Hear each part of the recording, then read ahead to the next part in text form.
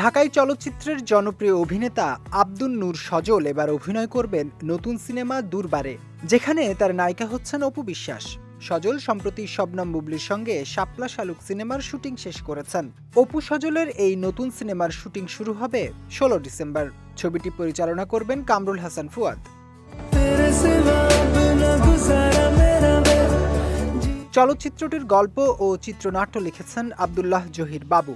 যদিও সিনেমার বিস্তারিত গল্প প্রকাশ করা হয়নি, তবে জানা গেছে থ্রিলার ও মার্ডার মিস্ট্রি ঘরানায় নির্মিত হবে এই ছবিটি।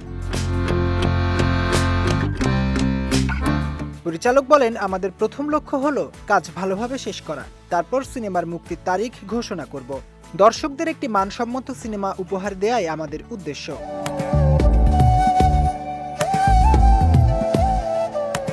শুটিং শুরুর আগে অভিনয় শিল্পীরা রিহার্সালে ব্যস্ত সময় কাটাচ্ছেন। পুরোপুরি প্রস্তুত হয়ে ক্যামেরার সামনে দাঁড়াতে চান অপু। ১৪ ডিসেম্বর তাদের আনুষ্ঠানিক ফটোশুট হবে।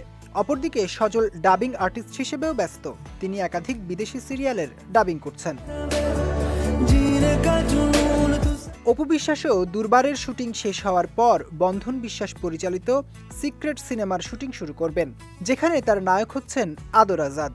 ২০২৬ দর্শকদের জন্য নতুন সিনেমার অভিজ্ঞতা নিয়ে আসবে, এমনটাই ধারণা করা হচ্ছে। দুর্বারে আরও অভিনয় করছেন জান্নাতুল নূর, সঞ্জু জন সহ অনেকে।